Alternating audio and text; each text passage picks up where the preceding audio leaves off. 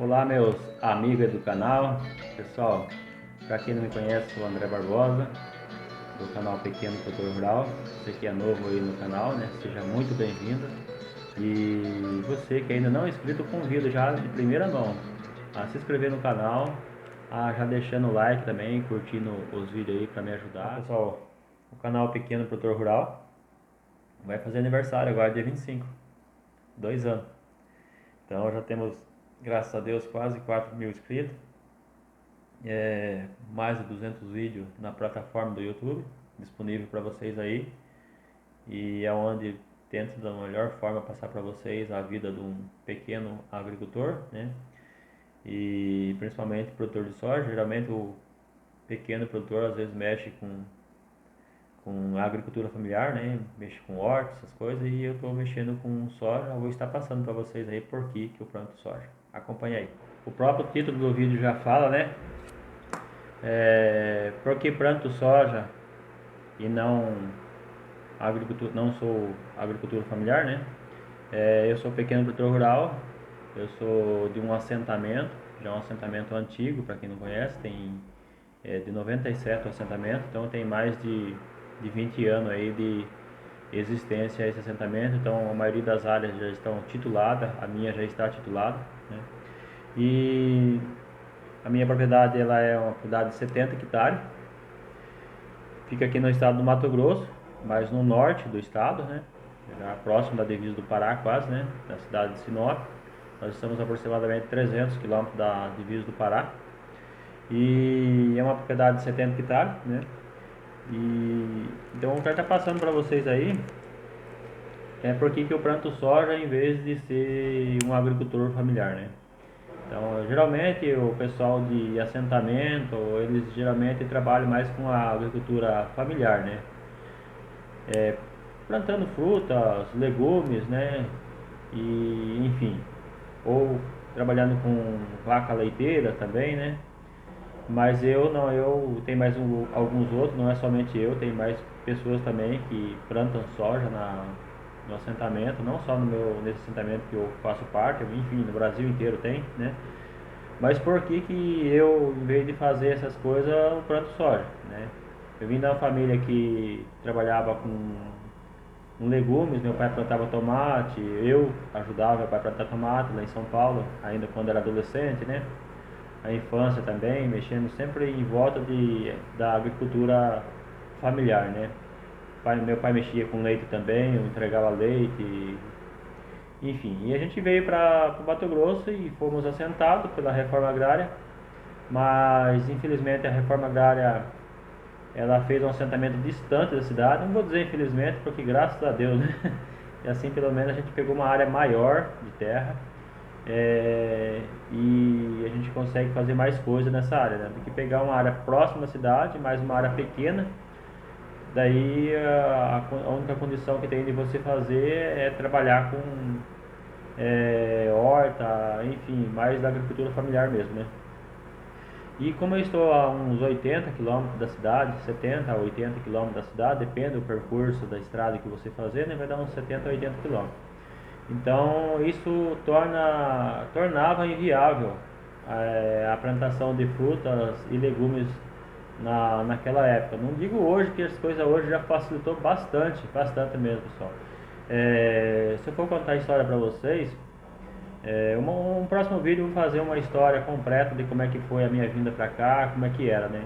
Então quando eu cheguei em 99 com o meu pai veio em 95 pra cá, eu vim em 99. E aqui era todo mata, né? Então a gente tinha aquele desejo de plantar uva, inclusive a gente plantou uva, né? A gente plantou uva na fazenda do meu primo e foi muito bem a uva. Foi um dos melhores parreiral na época do Mato Grosso em questão de formação e de produtividade. Mas infelizmente a situação da gente era menor, era fraca, né? E a gente pegou a terra do INCRA e a gente começou com esse sonho de plantar alguma coisa lá, fruta, maracujá, eu já trabalhei com maracujá. Mas infelizmente a distância a gente fazia as contas, na hora que você fazia as contas não fechava no final. Você começava a somar ali o custo não, de óleo diesel para irrigação, que a gente não tinha irrigação, não tinha energia para fazer irrigação. O custo do frete e transporte para trazer até a cidade tornava inviável o negócio, né?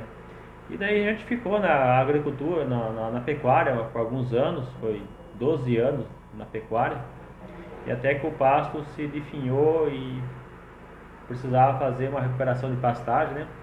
O pasto foi se degradando, porque ele somente abriu e não colocou adubo nenhum, né? E não tinha condição também financeiramente.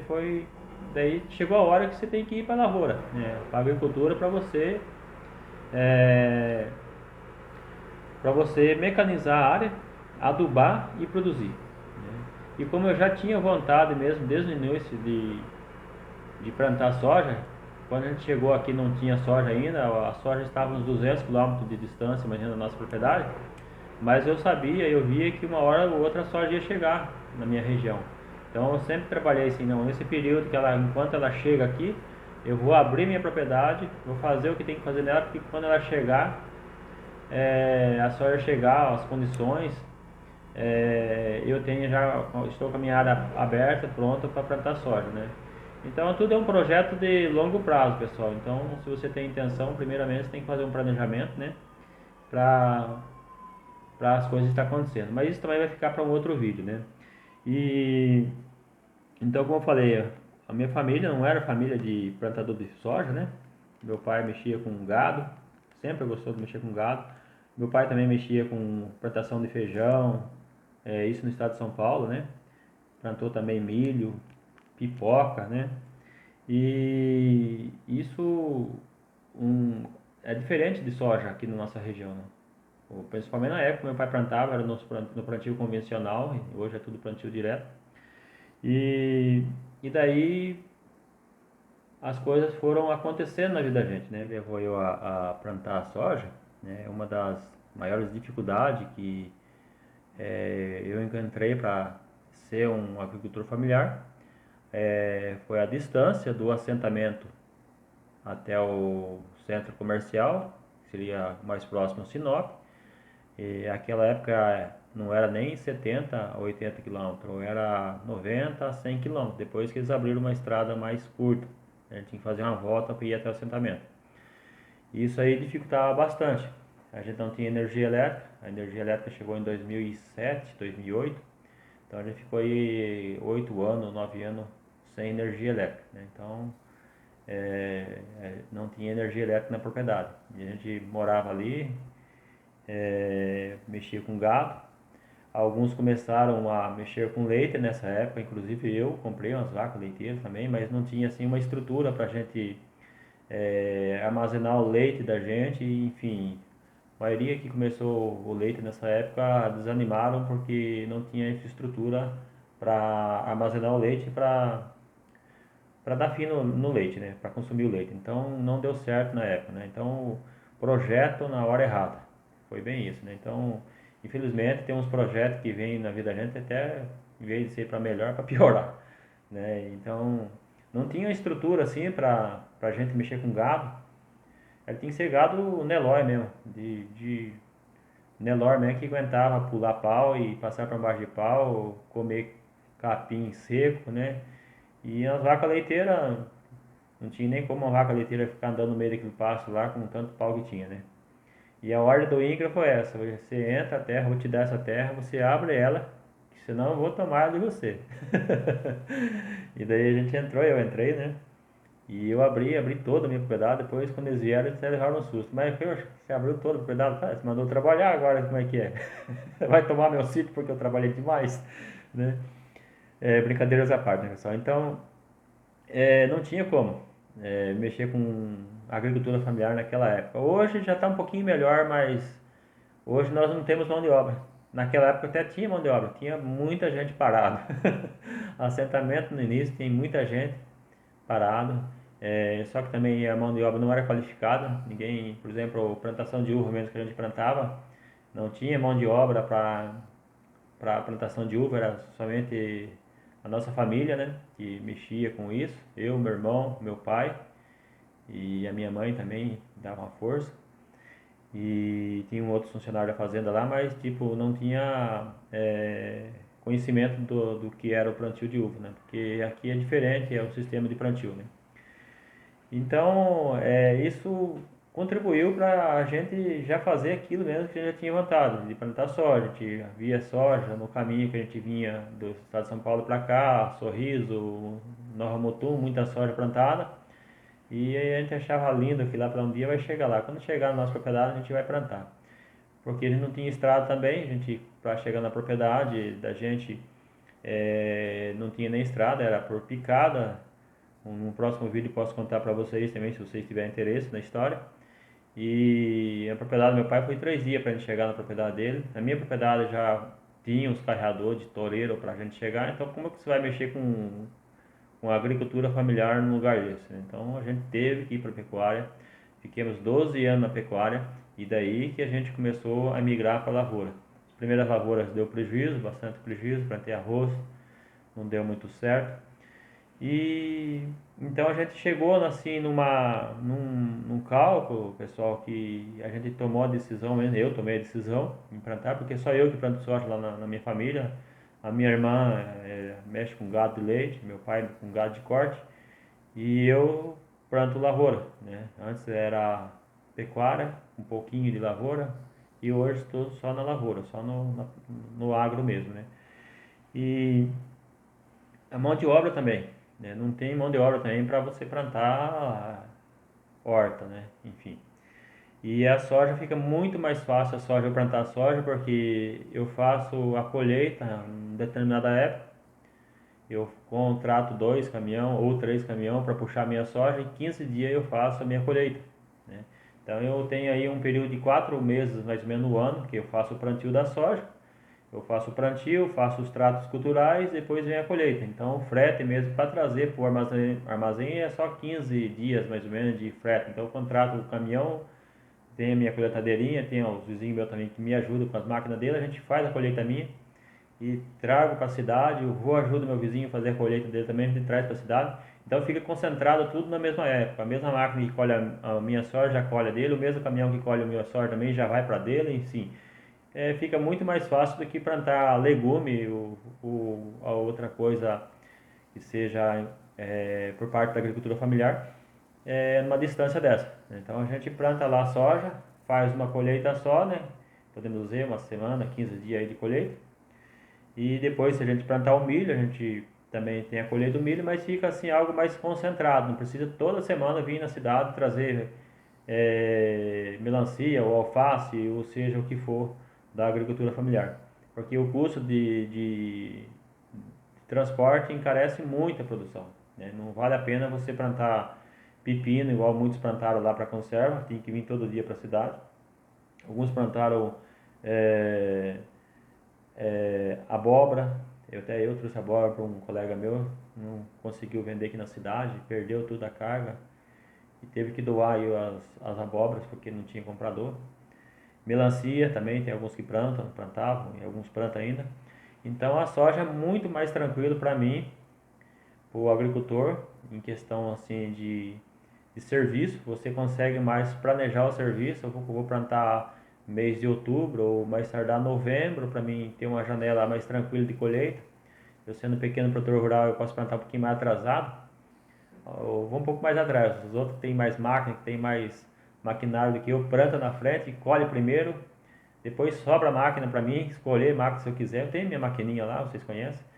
Mas se eu quiser chamar alguém para me ajudar, também tem mais facilidade para colher, né? E também sobra o caminhão para puxar a soja. Agora, se eu entrar no meio dos grãos já desde o início, já às vezes não posso correr esse risco, eu prefiro não correr no momento, né? Quero ter um pouco mais de estrutura para plantar um pouco mais cedo. E também na minha área lá sempre demora um pouquinho mais para chover. Sempre chove ali, eu sempre gosto de plantar com segurança, né? Então esse aí foi um dos pontos fortes mesmo, pessoal. É a questão do frete, a questão da logística que me fez eu a ser plantador de soja, né?